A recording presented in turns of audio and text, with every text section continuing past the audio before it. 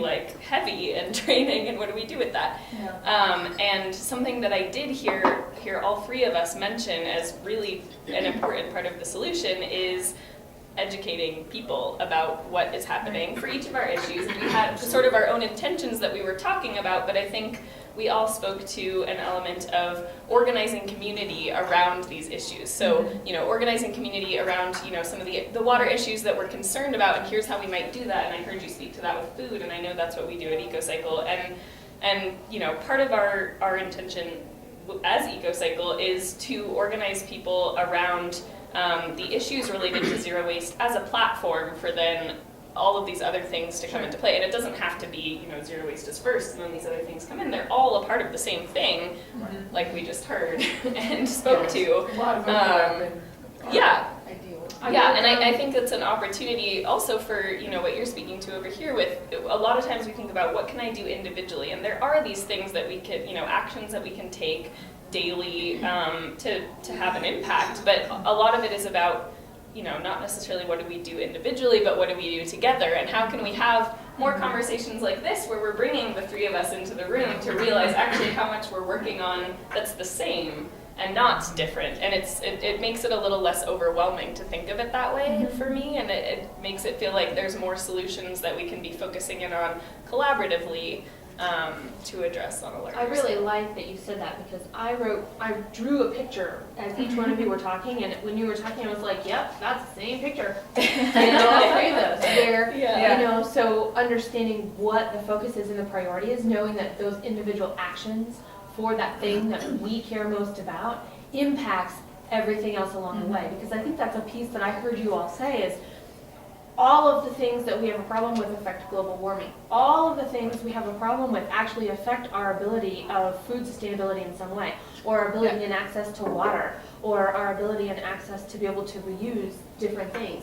And how cool is it that we could just pick one of those, and inadvertently, by being conscious of that choice, in whatever we can focus on in that moment, we are making an impact potentially in all three. Ultimately, global warming being the biggest piece that I heard all three of you guys talking about. That's a good point. I think your question is really important, and I think where we've gotten to is that we assume that we can only act as individuals.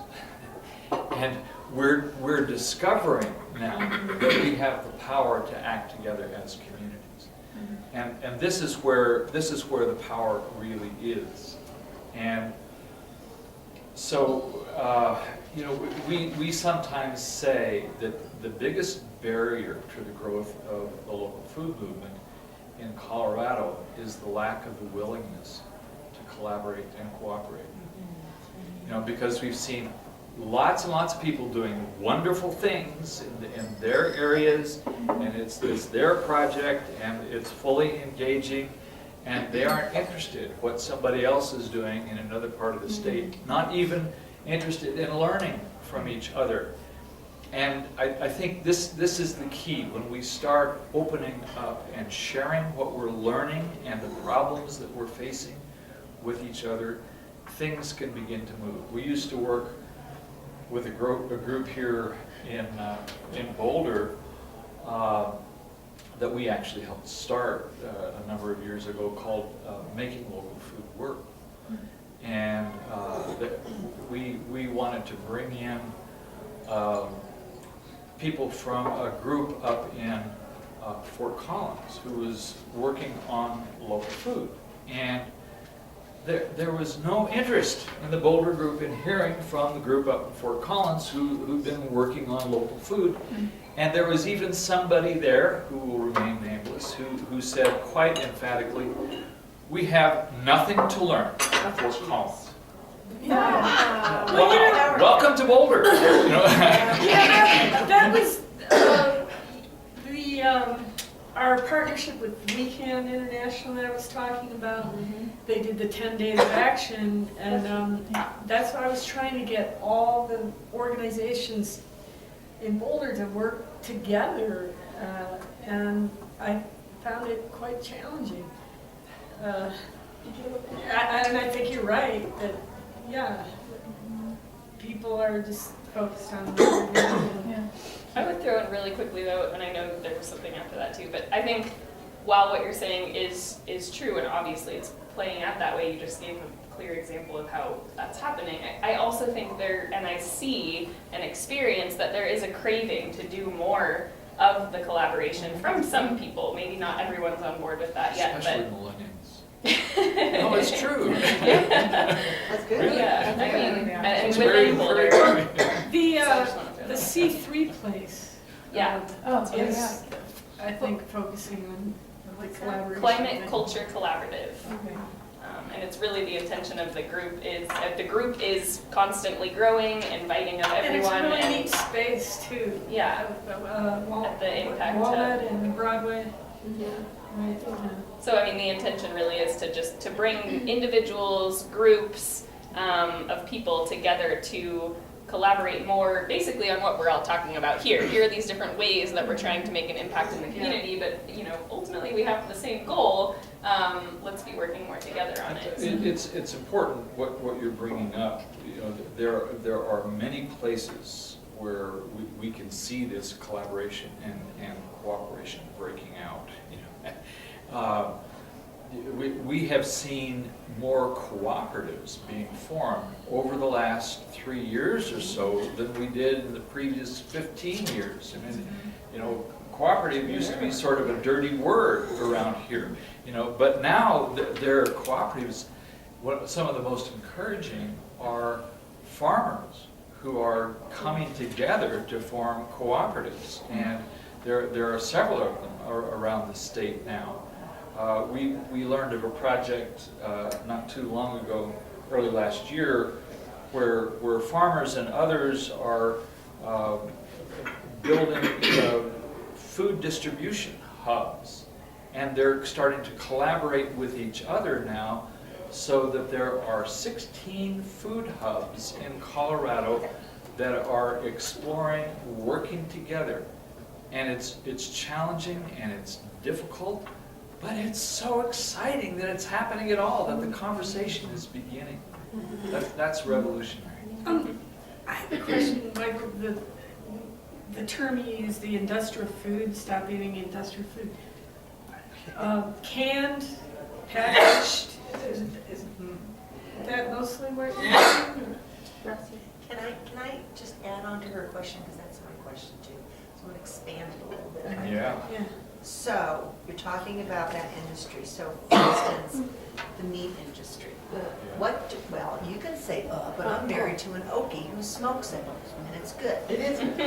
So, I'm saying how it isn't. but how they raise them is disgusting, especially pigs and all that stuff. But how about fish? I just ate Alaskan cod.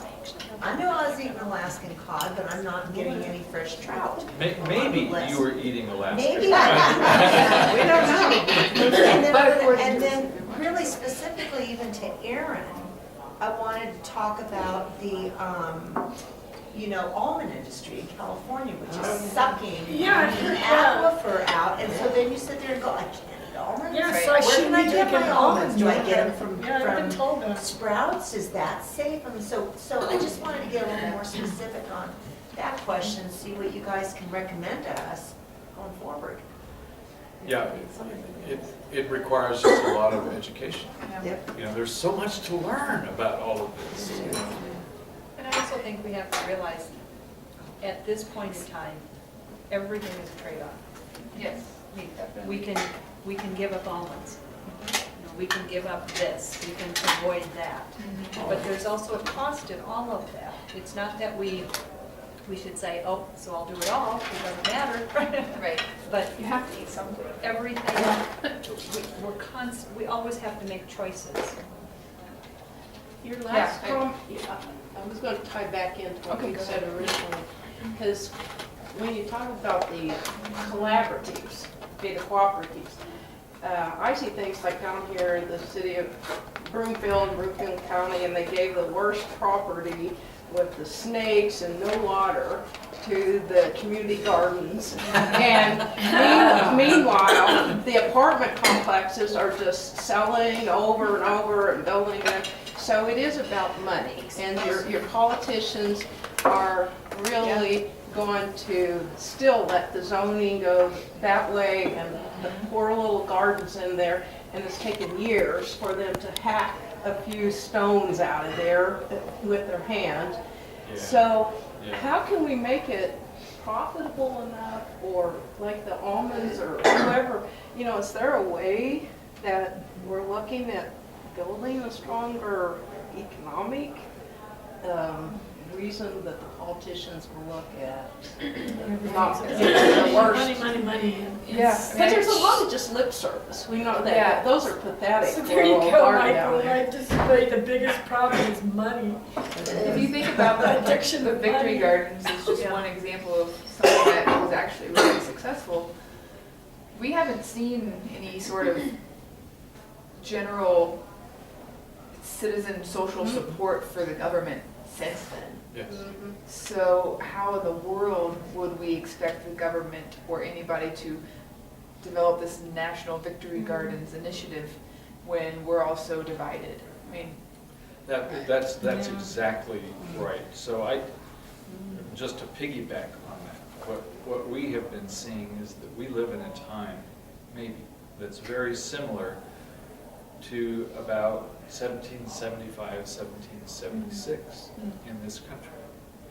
And we had a government, it was centered in England, and it was very oppressive, and nobody knew what to do. You know, it was a terrible situation. It was only getting worse, and people were trying to figure out how they could reconcile with the king. And what they didn't realize is that the king had no interest in reconciliation. He wanted control. He wanted power. He wanted the money. You know, and that's where we are today. So the government is not going to mobilize anything among the people. The people themselves we have to rise up. That's why we call for a local food revolution. yeah. That we need something as powerful as what Thomas Paine did in January of 1776 when he published Common Sense, you know, a 46-page pamphlet that galvanized all the people in the colonies to realize this thing with England is never going to work.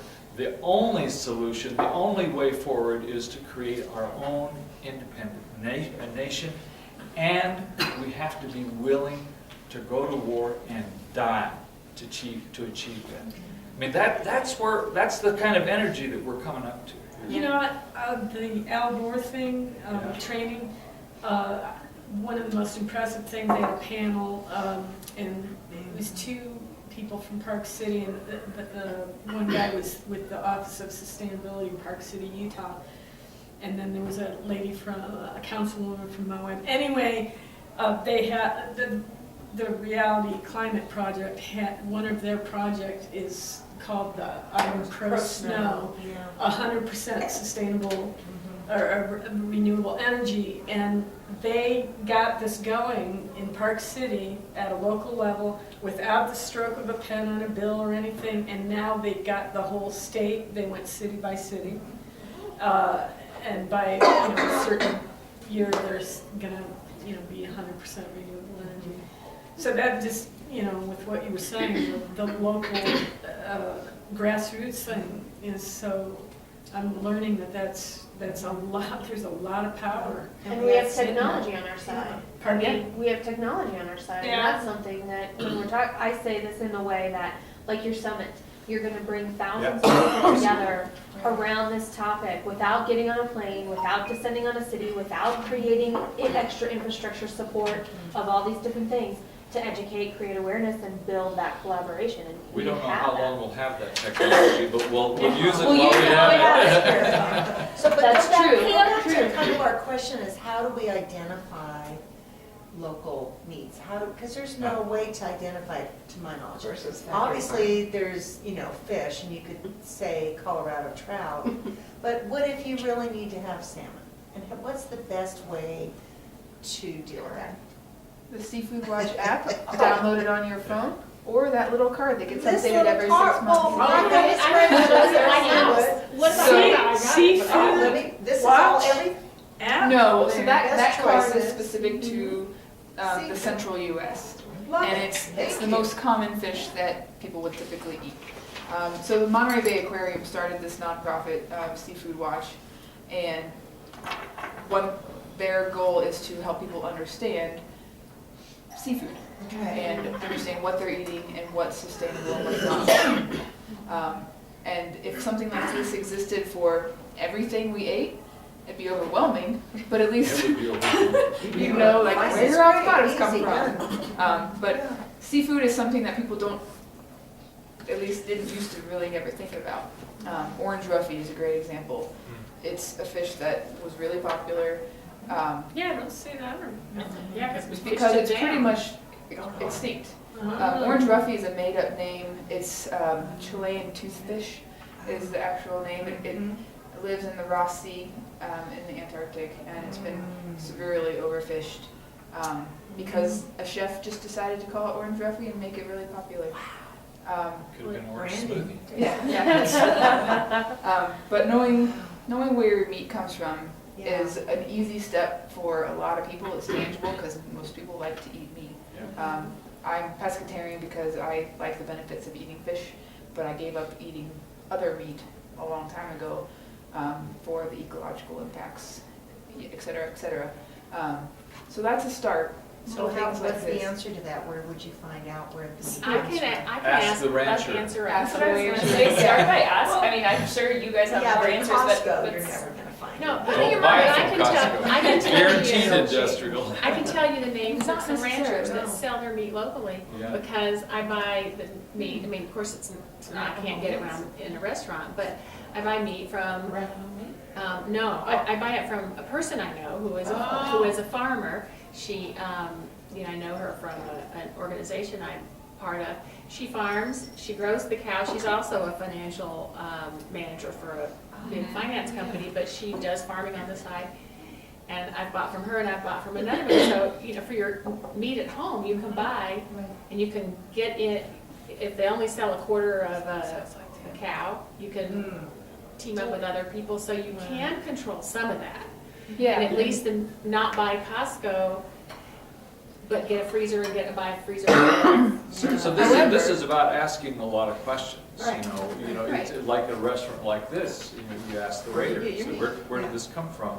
And if he doesn't know, some of the manager, Exactly. so you keep doing that. There's farm to last table Friday- restaurants that are specifically farm to table, there's several in Colorado and Yeah. in downtown where they tell you what farm they get things from, and they tell you where the meat comes from. That's right. on Well, the- I ate at Mont Market in Boulder Yeah. last Friday, and I added some steak to my salad that day. And 10 minutes after I ate, my mood changed. I called him up. I said, "Are you sure your meat is hormone-free?" And he assured me, but I mean, it just was really strange. I mean, So if you ask, do they have to tell you, are they supposed to know this information? Or, So for Seafood Watch specifically, they have a list of restaurants and distributors and fishing outlets that are either partner restaurants or partner companies. A nonprofit I used to work for, we were a community outreach partner, so we promoted everything that Seafood Watch did to get people aware of the program. So you can actually, like Whole Foods is one example, they specifically sell seafood that's kind of like, I'll say branded, but they sell seafood that they know is sustainably caught based on specific metrics of what is deemed sustainable by National Fisheries Service, groups like Seafood Watch. So demand has led to those programs being common. If more people ask where their cow comes from, then that'll probably be something that you often see at Costco as well.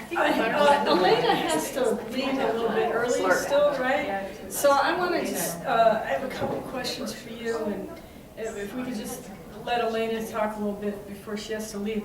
I heard that 450 single-stream recycle plants closed last year in the USA because of contamination. Do you know, have you heard any figure like that? I heard it from Recycle Across America. that was my question too. Lori, that's the one I wrote down, is my poor husband These guys know we do Airbnb, right? Uh-huh. My poor husband has spent the evening with gloves pulling out the recycles because of the contamination that's gone into our container. Nobody else would do that except crazy people, right?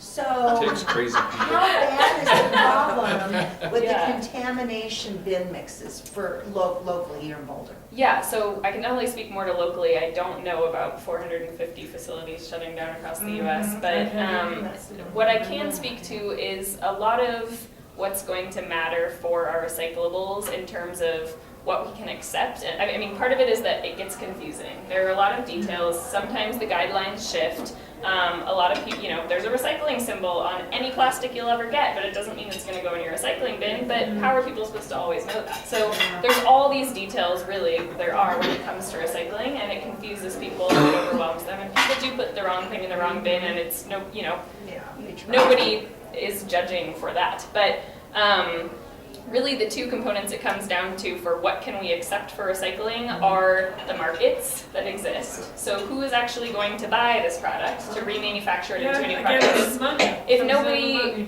well, yeah, or innovation. Sometimes there are people who are like, hey, a friend has started I'm going to try to take food grade plastics and make a recycling process for them. So there are, that is a big component of it, but there are people out there recycling things in different and innovative ways. But if, for a certain product, nobody's doing that, then there's no way to recycle it anyways. Nobody's going to remanufacture it into a new product, then we can't capture it because there's nowhere to send it afterwards.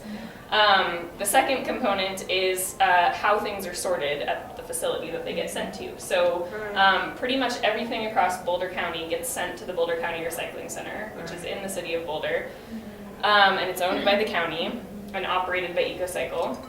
And basically, we're constantly improving technology there. It's also, so things can shift in both of those realms, basically. The biggest example with sorting technology and how that affects things right now is, like at our facility, for example, the way that we sort containers from papers is based on flatness. So this is why we can't take things like lids or even cups sometimes that are such flimsy plastic. As soon as they get in a bin with hundreds of other things, they flatten right out and they're going to get sent through the paper line. When we send that paper to a paper market, they're not going to be excited about that. So heavy contamination in that way at certain facilities will, end up being a big problem. At our facility, we have pretty good sorting operations, and we also have pretty good education that gets out there across the community. So contamination, of course, it's an issue for us. It's not, a danger that we're facing of being shut down because of contamination. But the difficulty is that we're constantly trying to evolve both of those places so that we can do even better, so that we can accept even more.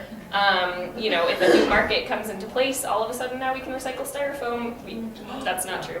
Sorry, that's a dream that I'm playing out here. But if someone were to start recycling styrofoam, then all of a sudden there's a place that we could collect it and send it to.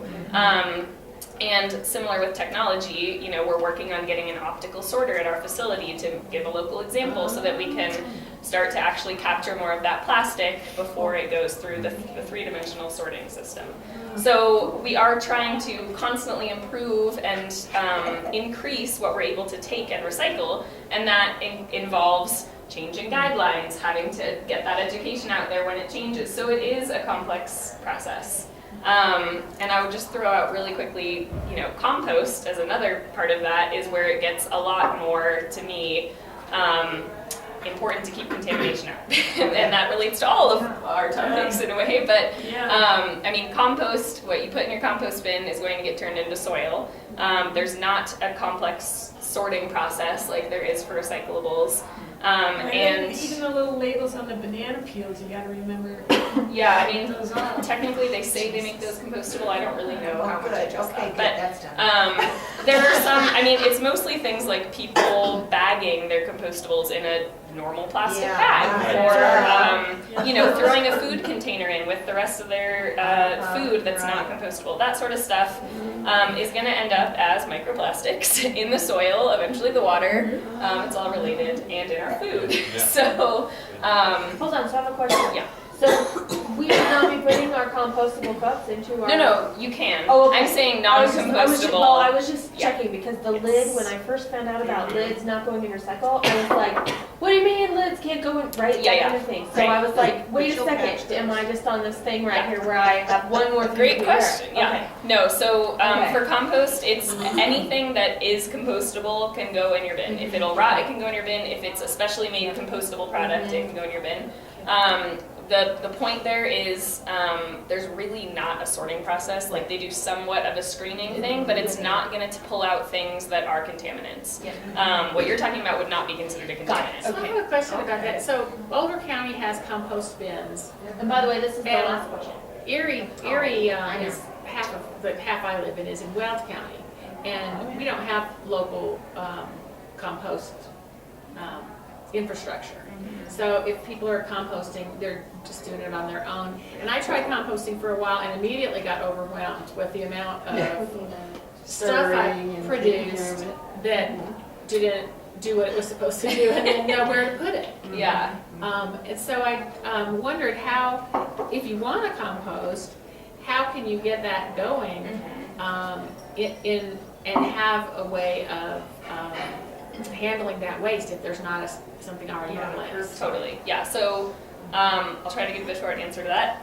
There's basically two different routes you can take for what you're talking about. One is organizing within your community to try to make a industrial compost collection an option, which is what we're still working on in Boulder County. We don't even have it set up in all the communities. Longmont is just launching curbside composting, which is exciting, but you know it's taking time still.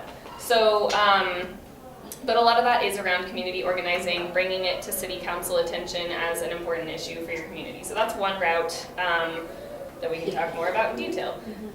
The other route is, individually at home or in a small neighborhood community deciding to do a backyard compost situation, which is, I think, what you were saying you've explored.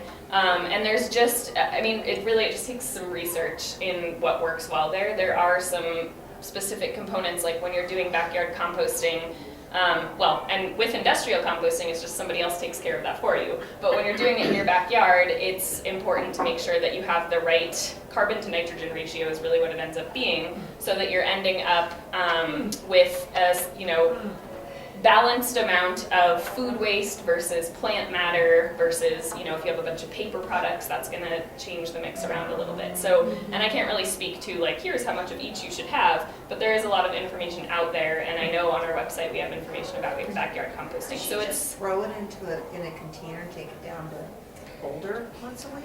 we have Without a compost charge? collection at our hard to recycle facility for people who don't have curbside composting access. So Is thanks there for a asking price that. for that? There is, yeah, but it's not, relatively expensive. It would be probably cheaper than it would. So I have a tag-on question Yeah. about that. What about the disposal? What is the benefit of using a disposal versus composting? Because the disposal, grounds Right. it up and puts it in the Yeah, that is definitely the question that I need the least about. I need to do more research. I think it depends on what your system is, maybe. It also depends on what you're putting down there. Overall versus backyard or curbside composting, there's going to be less you can put down there anyways. You're not going to put your paper waste down the disposal. Your plant matter is not going to end up in the disposal, and those end up generally being a lot of the compostable waste that we produce. As far as for food scraps specifically, I don't know off the top of my head. good According to the information on that. plumber, he said to put no peels in it. I was like, really? I just Right. replaced my disposal, which deteriorated and leaked down and through my floor into my crawl space, and you're telling me I can't put peels in it? And so, Yeah. Just sort of smushes them around. And really quick, I'm still seeing a lot of businesses that they don't have the zero waste yet. I actually wrote an email to Cordova today because I went in there the other day. They've got compostable products. I went in to throw away my apple core, but they don't have compost. Yeah. What So can we? again, a lot of it comes down to demand, and really, putting your voice out there. You said you're going to call in. That's a great start. Organizing other people, but I mean, it really has, it's been a slower process than I think a lot of us are aware of. We keep talking about how it's happening more slowly, even within Boulder County. So the city of Boulder, just within the last year, I mean, the city of Boulder just within the past year passed the Universal Zero Waste Ordinance, which now requires that businesses offer compost services. So if you're in the city of Boulder and you see a place, legally they're supposed to have it. So that's September 17th. Yes, exactly. So Last year. yeah, 2016. Yep. So it's in place. Technically, places should have it. And you know, the city's not trying to push it as a forceful thing, but more as a here's what we're working towards as a community. You know, to be in compliance, this is what you should be So offering. you can out them in the newspaper. I've been meaning to do an editorial on that for a long time. Yeah. So let's move into, I would like, the conversation can continue. I want to make sure that you guys each have a chance to give us a call to action, something that's really important to you, that you want us to be thinking about. And as we're winding down this conversation, because for me, I have nothing but more questions that have come from this conversation. So let's go ahead and just, do you have something that you would like for us to take away, think about, do? Yeah, so being the ocean coalition that is not near an ocean, we've really built a lot of camaraderie and understanding with the local Colorado community by just thinking about where your water comes from or your interaction with water. So if you are on a beach somewhere, think about how you're interacting with that water, how you're interacting with that coastal environment. But if you're at your house, think about how much water you're letting go down the drain before you hop into the shower. Think about how much water your food requires. That's another reason I don't eat meat. But I eat avocados and almonds, so I need to up my game as well. Yeah, thinking about your interaction on a daily basis with water, on an annual basis. If you go on a certain trip every summer, think about how you interact with water differently in that location versus how you interact with water in your home. I think it's a really important way to kind of situate yourself in your environment and think about the resources that you're using without thinking about it. Okay. Yeah, piggybacking off of that, and I think just generally something that's valuable for all of what we're talking about is just asking questions. So again, mindfulness, just it really comes down to how are we thinking about these things throughout our days, and that can be a really hard habit to change. So maybe I'll start by making my call of action just, you know, if you can remember when you wake up in the morning or before you go to bed, specifically asking yourself something about, like, what did I consume today? Or, you know, where did the breakfast I ate came from? Or, you know, what's going to happen to the half plate of food that I had left over? Just asking yourself little questions like that. What did I go buy at the store today, and where did all of those parts come from, and what's actually going to happen to this when I'm done using it? What's the value of that material? So really for all of it, it comes down to asking questions. Yeah, something I always say in my program is think about every time you buy something, every time you throw something, where is it coming from? Yeah. Where is it going? And not getting mad at yourself for not knowing the answer. Not like, oh, I don't know where this came from, I'm failing. But more just like, oh, I realize actually that all of these different components in my meal came from a different place. How is that going to spark my thinking now for how I'm going to continue throughout my life? Cool. So. And Michael's, he already gave us I gave you homework already. I'll add a couple of things though. You know, we face a real dilemma about our food supply. So we know that globally our food supply is going to be taking a huge hit because of global warming. At a time when the UN projects that demand for food globally will be growing 14% per decade. Wow. This is truly a dilemma. And the truth is, we're all going to have to figure out what to do. All of us. I mean, this is the biggest challenge that we have faced as a species. And the other thing that I want to come back to is what you brought up, Aaron, about this dark shadow kind of blaming ourselves, Yeah. you know, for what's going on. And so what we need to remember is that we have obediently done exactly what we've been taught to do. You know, this did not originate with us, you know, so we are waking up now, and we can say no to these things, and we can say yes to the things that need to happen. So it's like we have an opportunity to really step into a whole new level of existence as a people who are responding to these challenges. And so there is a kind of deep satisfaction, almost pride, that comes from responding in this way. I can think of a couple of things that we can do, and I've been trying to learn how to grow food for a long time, and I have a terrible brown thumb. Me And too, that's I why kill I'm doing a everything, CS. or I get a swarm, infested by a swarm of some kind. I ran into my squash, and I got a swarm of squash bugs. But It's hard. but I think if, and my kids are hilarious about it. I learned how to make jam. Because I was trying to, and I learned how to make bread and stuff, and I was trying to recapture some of my grandmother's skills that had gotten lost, and now that I'm more retired than working, I'm trying to do more labor-intensive type things. And they're so proud of me because I have the useful skill of jam making, but we would all be malnourished if all we had was jam, and if all we can grow is zucchini. It's a start. But I do think that as individuals, we should each try to grow our own food. I mean, several years ago, I said, you know, we're going to run out of food, and I need to learn how to grow food in my backyard. It's not going well, but, and last year I mostly gave up, but I'm going to try again to get something to grow. But I think that if there's, if everybody was trying to grow something that they could eat, and instead of landscaping our yards with grass, like our homeowners association insists, if we would plant I have flower gardens that don't grow flowers either, but it'd be better if I planted edibles in my flower gardens. And I know our neighborhood, our community has sent some seminar information around that talks about growing stuff. So I'm really tuning into what you're saying here, because it sounds like you're trying to do this alone.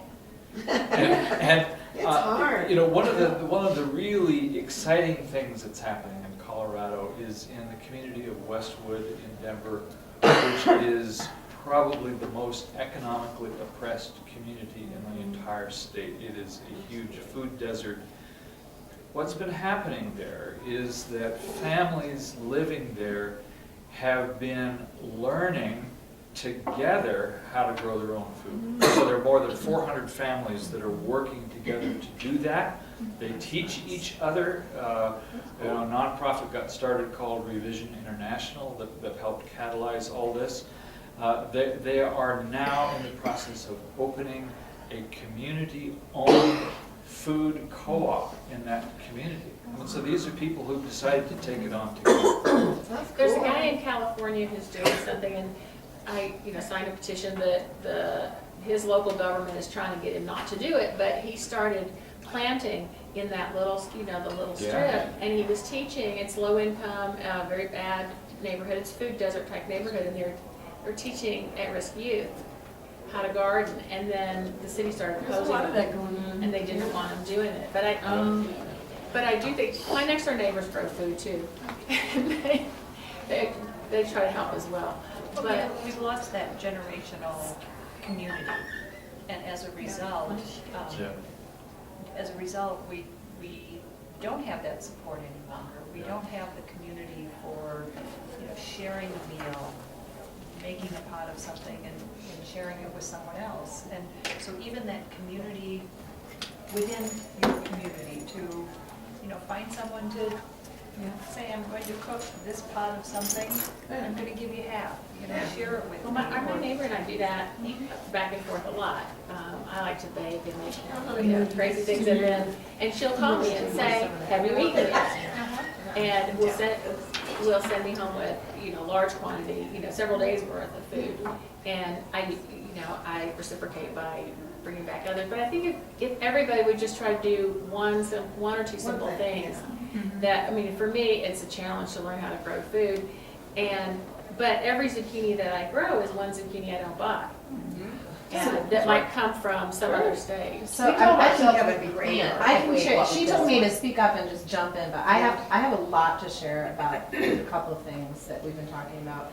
And one of them is I have slowly learned how to grow food, Karen, and I have slowly learned how to compost in my own backyard. And if you want to sit down, I'm happy to sit down with you and tell you my challenges. But what I've done within my own community is I'm a super friendly person, as most of you know, and I make friends with strangers on the street. And I give bouquets of food. When I have too much kale or squash, or I make this little present for my neighbors, and I literally, with my 2 children, go knock on their door and give it to them. So I'm making an impact. Yeah. And what I've discovered through this, and because Luke's part of the sustainability committee for Arvada, I live in Arvada now, I used to live in Longmont, with no recycling, by the way. My husband wants to talk to EcoCycle and get you to come in and present to their committee. I mean, it's just, I mean, that part is... Recycling in Arvada? Wow. Not really, and you can't even ask your trash people where they recycle it. So it's really it's super scary. Moving from Boulder County to Jeffco is like, it's a shock. We are doing so well here, as slow as it is, Lori. I mean, it's just scary. My neighbors don't recycle because there's no reason to cost more money. But as far as growing food goes, there are coalitions within the Denver area where not only can you help feed the homeless, you can give your extra zucchini to the food bank. They'd be happy to have it. And I think that I read something last year at the Sustainability Fair in Arvada where they're trying to start, and this was the question I had for you, or they call them they're homestead co-ops or something, where you all co-op to have food, and you can have a coalition of different backyard gardens, maybe making an extra $50 a month or something by sharing your food and selling it. So you're gathering that together and then able to make a difference. And the other thing that I was thinking about, Kathy, in regard to what you said is, my mom has a ranch and she allows somebody to have their cattle graze on our ranch that helps the birds, and it's all this, it's actually like an ecosystem that's involved with the ranch. And then she has this beef, and I'm happy to see if we have any extra. But the way that we found to get other types of meat in Boulder, again, you ladies and gentlemen are very lucky. You can walk down to that farmer's market. It's very strict there. And it took me, my mom said, if you can find someone here that will sell us a pig, organically, sustainably farmed pig, I will buy it for you. And I said, They have one. 2 minutes. It took me 2 minutes. 2 minutes to find that person. 2 minutes. But you have to have the freezer. Yeah. It's an investment. You're buying half of a pig. It's $200 to $400, but then you put it in there and you utilize it slowly. You don't go. So I feel like these are some of the answers that I've discovered from my own sustainability journey, but I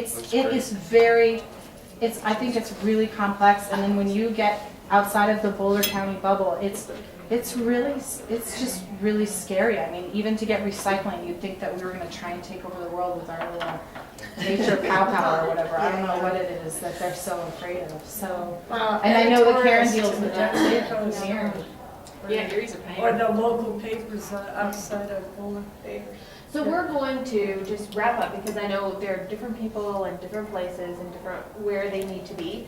I want to say thank you, each of you guys. Thank you. For being here. Can I one real quick? This is a very interesting question for you guys, because I've been going to that Elizabeth Roberts talk series on her stories. She's talking about the evolution of people and women. And it was very interesting, the last one 2 weeks ago, talking about around 7500 BC when the Egyptian Empire was happening. That around that time is when agriculture started. About 10,000. And it was interesting, it was brought up during the discussion that around that same time is when the shift between men and women, prior to that, the men and women were pretty equal, and around when agriculture started, the power shifted to, It's true. what would that be because of what they were growing? That's a whole That's a long whole That's a conversation. seminar. Really? So it could have had We something live to do next with to it? the Oh, yeah, Geo. it's a thing. Really? Oh my God. There's a whole It's thing. creating, yeah, I was gonna say, okay. It's a So, Okay. sounds like you've got our next one. Yes. Maybe, you know what, maybe that's our Wait. first dinner discussion piece. Yeah, there you go. Oh, we Is- should have Rob, this lady, she's really interesting.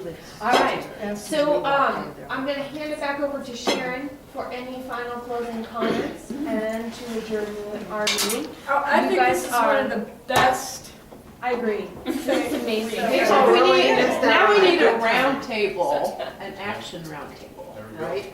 Yes, It's we started. do. Uh-huh. It's a revolution. A coalition. That's right, okay. Okay, so, look what we have for you, for all that work on that. Celebration of women, oh yeah. Right from New York City. Oh, that's so cool. It was. These are hard to come by, by the way. 2 years ago, collectively.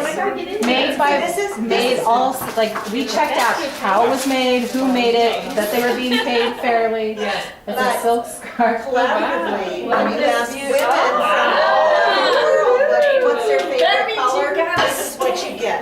I'm staying. That's great. You get pastels in every shade. I like it. You like it? Yeah, it's the Every right shade. shape also, this Wow. rectangle. I love scarves. This is like my favorite thing. Thank you. Yay, you deserve it. you. Good job. Thank you for all the wonderful information. Yes. Thank you for inviting us. Yeah. I hope we can do it again. So I also, my kids were in the house. Well, friends of ours. We have guys And we too. also said, no, I was gonna ask you about that. Yes, we have our, huge, modern. those are the spirit I was so surprised, did you go to the women's march? So, there's a difference in perspective. Well, There's a lot of feelings. Exactly. and it was about the third one. And that's what kind of things are too. So, we got a lot of people in our spouses and partners. Yes. The ocean rangers But training. there's a lot Yeah. of decisions directly but this stuff is both. Yeah, definitely. That's And why they go down to it's Greek nice to all the have, Okay. well, the feminist is someone who loves everybody, right? I was gonna come back to your question about the basic. I know you have a friend, which is why I was trying to get to. You guys want to get in touch, So- Lori has my contact info, and I definitely want to keep the conversation going, so please reach out to me. Okay. Yeah, it's I know they need to talk to you. Yes. Please. Please do. Sorry, I can't stay longer to talk. I'm a great. That's my, I don't have a question. So, I wrote that for instance, we have a lot right now, but we the only can. staff person is Vicki Goldstein, our executive director. We're trying to get him with back on board. Possible, but. There, we have funding for a part-time, like, admin person. You know, so. And if you write an email to, Process, to contact market us, it as quickly as possible. but that's probably the best way to That's get a your pretty good inquiry in, benchmark. and then And, you know, we as can the ocean apply rangers that training to kind of develops, and we can figure out where our interests are. I think between volunteers and the staff, we're going to start organizing Yeah. for training events. So I would send an email, but maybe actually the best thing is to find, I think you can get to it from the homepage, the information about the Ocean Rangers training program.